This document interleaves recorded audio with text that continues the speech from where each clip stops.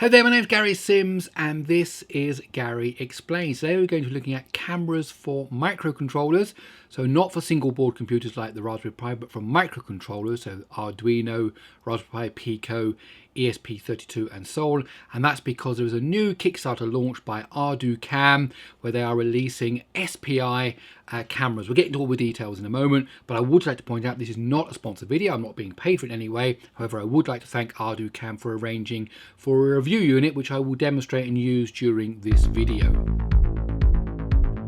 Okay, so if you look at a single board computer like the Raspberry Pi 4 here, you can see it has a special connector for cameras, and then there's this ribbon cable which takes it over to the camera, and this is a MIPI CSI camera port, and it's normally the same thing with whether you're buying a Rock Pro or a Banana Pi or whatever. You need these kind of special camera connectors.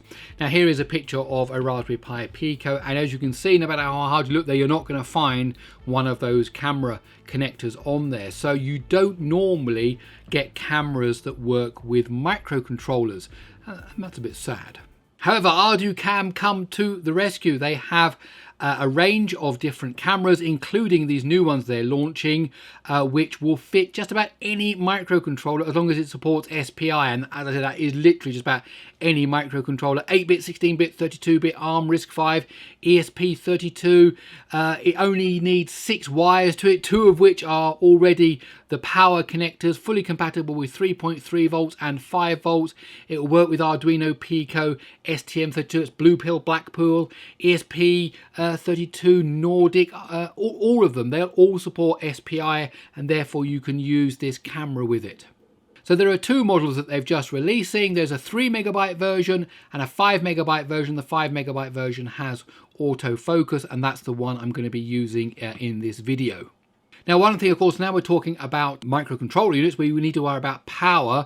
Now, the great thing about these is that you can switch them off. They switch off when your microcontroller goes into some kind of low power mode, and then it only takes them a second to wake up. So great idea if you want to just have, something that's monitoring something, wakes up once an hour, can take a picture, send it over the internet, shut itself down, wake up after an hour, whatever. You don't have to have them always on, always kind of draining power from your little microcontroller setup there.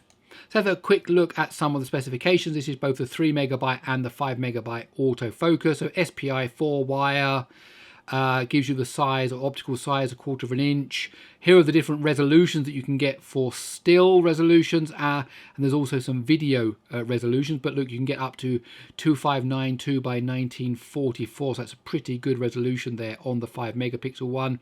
As I said, 3 volts or 5 volts. Here's the important thing: 650 milliwatts while active. So it's a very, very low number considering you're actually capturing data from a camera there.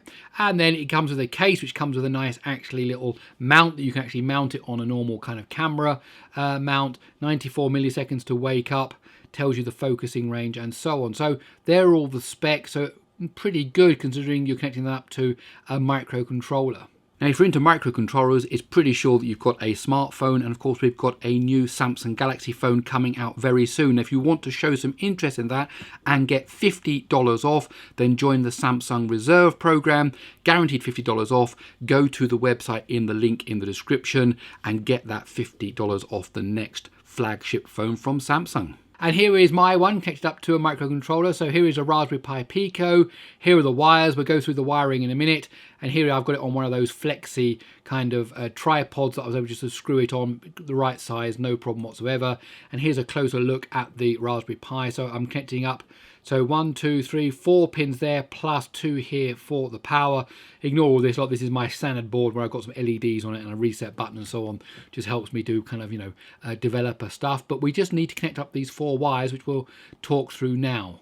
So on the bottom of the little camera module here, by the way, you can see that camera mount there.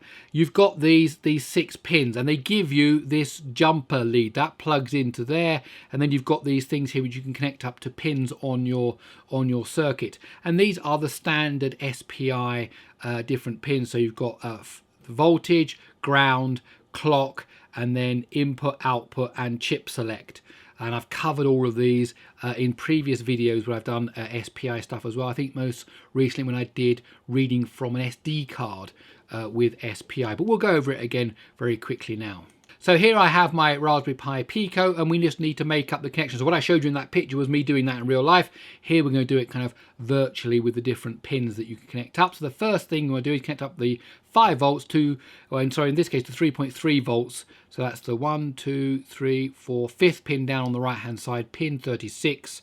Okay, connect that up to 3.3 volts. Then the ground, we need to connect up to the ground pin. Of course, you can use any of these ground pins. That will be fine there. Next, you get the SPI clock. So if you look down here on this bottom right hand side here, you can see we've got SPI 0. That's the default one here. You've got RX, chip select, clock, and TX. So we want the clock, which means it's going to go to this pin here. So you connect up the white cable on that little ribbon, on that little cable they give you, that little harness, to this pin here, pin 24.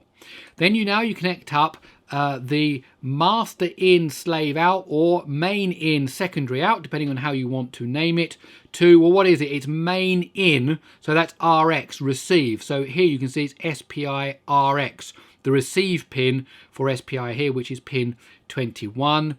And now we've got the master out, slave in, or main out, secondary in, depending on how you name it.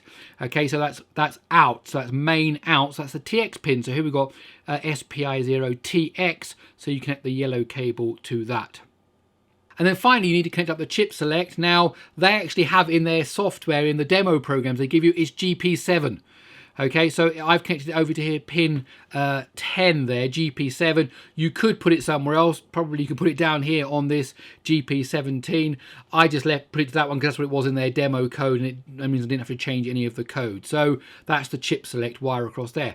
And that's it. Now your camera is completely wired up. Now they give you some demo code. This here now I'm using the Arduino IDE. You need to make sure you install the Arduino Cam Mega library, and that gives you everything you need there, including all the API stuff and including some example code. And this is some example code.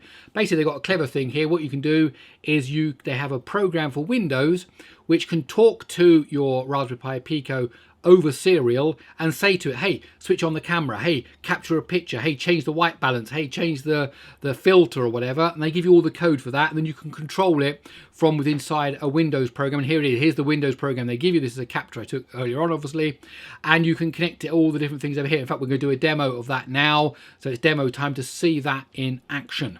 Okay, so here we are in the little GUI program they provide. You can download the binary for this from the Arducam website. It's going to talk over serial to the Raspberry Pi Pico. So the first thing you want to do is pick the serial port that Raspberry Pi Pico hits to, in this case COM14. We hit open and it will go away and chat to it and say, hello, you there? Yes, great. They've got their own protocol which they give you the documentation. Okay, and you've got the choice of video capture or JPEG capture. So let's just capture an image now. Now, of course, it does take a few moments. This isn't like USB 3 or Thunderbolt or something. So it's doing it over SPI. It takes a bit of time to get the image there. But there you go. That's me as I'm talking to you now. Now we can actually go over to capture some video as well. 320 by 240. It also can go a bit bigger. Let's just capture some video streaming here. There we go. So that's me. Obviously this is not 50 frames a second or 60 frames a second, but remember this is a microcontroller doing all of this stuff. So absolutely brilliant for, you know, monitoring, for security, for, you know, all kinds of things that you can imagine that you want to do. Just grab some video footage to check something with a microcontroller at low power. Let's just stop that and see if it's a bit faster using 320 by 240. I think, yep, a bit more pixely there, you can see, but of course it is actually a higher frame rate because there's less data being transferred. So there you go. That just shows you this camera working. Now, another way you can connect this up is if you connected it to an ESP32, for example, you could serve the images you capture or the video you're capturing, streaming it over a web server. So they also give you that as a demo. So in this particular example, I have not put it in a breadboard. I've just connected up those pins directly to the SPI pins, and they're all labeled on this development board here. So they're really easy. The MO is master out, master in, clock. Okay, I just connected them all up, 5 volts ground. Okay, and then you run that sketch again through the Arduino on that program and on that board, and you get yourself a nice little web server that can serve pictures. So let's have a demo of that.